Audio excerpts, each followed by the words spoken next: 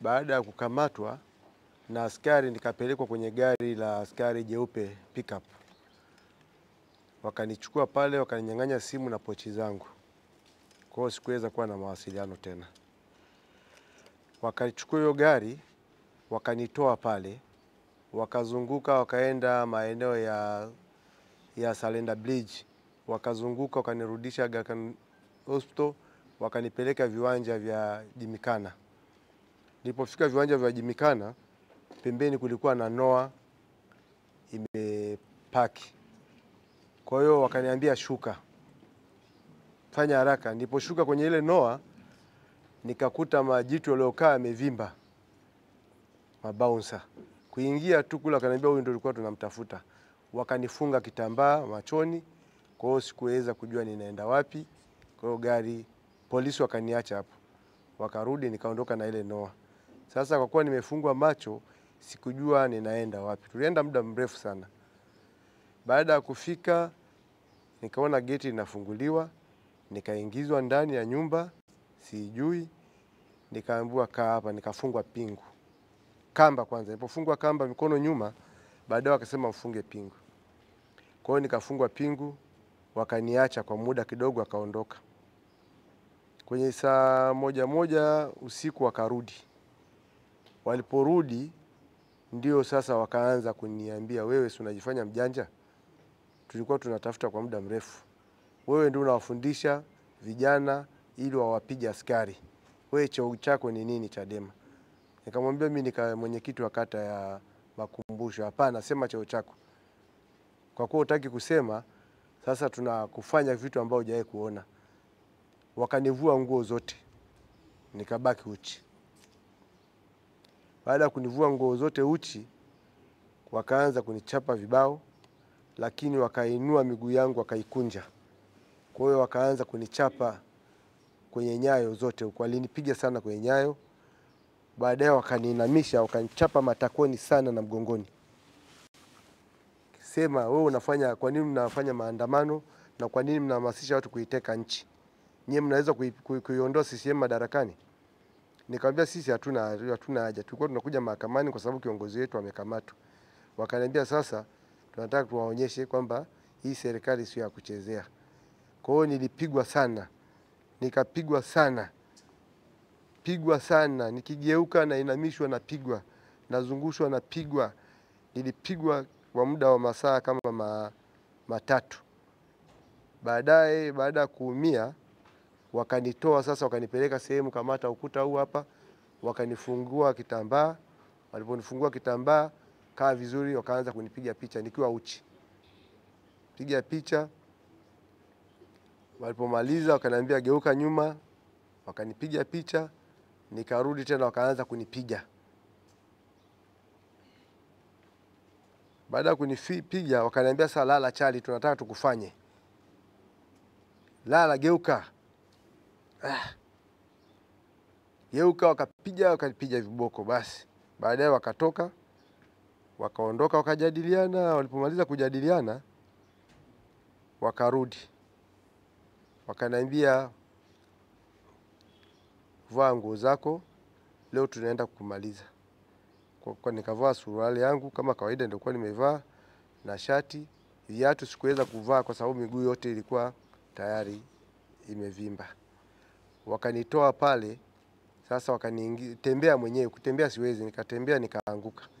Wakanikuta nilipoanguka tena wakanichapa. Tembea. Nikajitahidi kutembea, baadaye wakanichukua wakanitupa kwenye gari. Baada ya kunitupa kwenye gari, bado nimefungwa vitambaa, sijafunguliwa. Nikatoka hapo, gari likaanza safari. Tumeenda kwa muda mrefu sana, sijui ninaenda wapi. Hapa nikajua sasa wanaenda kuniua kwa sababu wananiambia sali, kwa sababu wewe unataka ufe ndugu zako hawajui maiti yako au unataka ndugu zako waone maiti. Nikamwambia nitashukuru kama ndugu zangu wataona maiti. Nikamwambia sasa twende. Kwa nilipofika sehemu kwa muda mrefu nikatupwa mahali, sijui ni wapi. Walivyonitupa kwenye makokoto, wakasema usiondoke hapo, huyu bwana anakusimamia hapo hapo mpaka tutaporudi. Sasa kweli mimi kwa kuwa nimefungwa kitambaa nikajua hapo kuna mtu yuko nyuma yangu. Nikasimama kwa muda mrefu, gari limeondoka. Baada ya kuchoka nikaanguka, nikalala chini. Nikakaa chini kama dakika 40 au 50. Sioni kinachoendelea. Nikaamua sasa kushika kile kitambaa kukitoa, nafungua macho, nikaona simu yangu iko chini hapo na pochi na viatu vyangu na chaji ya simu. Nikaangalia nikaona sioni mtu, nikachukua simu nikaa mfukoni na pochi na chaji. Baada ya hapo kutembea siwezi. Niko mbali sana kwenye mapango kule. Hamna watu walio karibu. Kwa hiyo kwa kuwa siwezi kutembea wala kusimama, kwa hiyo nikawa najibiringisha hivi. Nazunguka najibiringisha tu. Naelekea sehemu ambapo naona kuna watu. Kwa hiyo nimejibiringisha, nikajibiringisha, nikawa naona barabara kwa mbali, nikaanza kupiga kelele. Nilipopiga kelele, jamani mimi nimetekwa, nimetupwa huku, njooni mnisaidie jamani. Watu wengine wanavyosikia hivyo wanakimbia. Hakuna aliyekuja kunifuata. Nikaenda kusogea huko na biringita tu, nikalia tena. Akatokea mama mmoja, "Wewe ni nani?" Nikamwambia mimi ni mwanachama wa Chadema, nimetekwa, nimepigwa, nimekuja kutupwa huko. Sasa nikisema Chadema watatokea watu wa kutusaidia. Baada ya hapo huyo mama akapiga kelele, watu wakatokea walinzi wa Masai. Wale walinzi wa Masai walipokuja tayari wakanipa ushirikiano. Umefanyaje? Nikawaeleza. Baada ya kuwaeleza kwamba nimetekwa na polisi, nimepigwa, nimetupwa huku, wale wa Masai na akatokea polisi na watu wengine wa bodaboda. Walipotokea polisi, wale wakaniambia usiseme kwamba umetekwa, kwa sababu ukisema kwamba umetekwa watakupeleka tena polisi. Kwa hiyo tukawaambia tu mimi nimedondoka chini, nimezimia. Wakanisaidia. Kuna kijana mmoja ni bodaboda, kumbe na yeye ni mwanachama wa Chadema, alikuwa ni katibu wa kata ya Makongo. Akakaa akachukua pikipiki yake, wakanipakia kwenye pikipiki, ndio nikamwambia nipelekeni makao makuu ya chama. Kwa hiyo nilipotoka kule nikaletwa makao makuu ya chama hapa, ndio nikapata huduma za kwanza na kupelekwa hospitalini. Kwa hiyo hayo ni mambo ambayo nimekutana nayo, lakini kipigo nimekipata kizuri sana. Pole sana. Na baada ya kwenda kupiga x-ray, nikaonekana huu mguu hapa umevunjika hapa na vidole viwili vimevunjika. Kwa hiyo sasa wamenifunga POP kwa mguu umevimba. Wameniambia baada ya siku 14 sasa wakatoe hii afu wafunge POP yenyewe. Kwa hiyo bado nipo kwenye maumivu. Pole sana Shabani Kirita. Ndugu Francisco unayemwona ambaye amevunjika, kweli moyo wake ameshindwa kuzungumza. Kwa hivyo ninaomba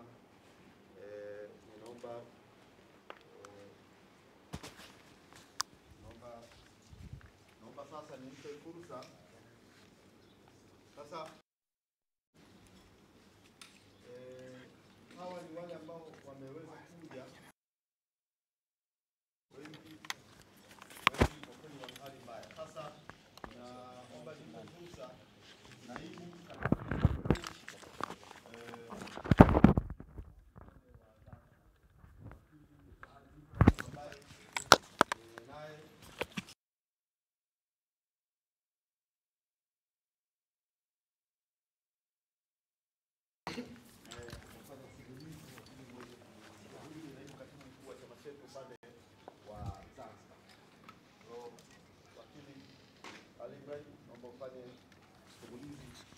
kwa kifupi tu kwenye eneo linalokuhusu wewe na jambo lililotokea. Okay.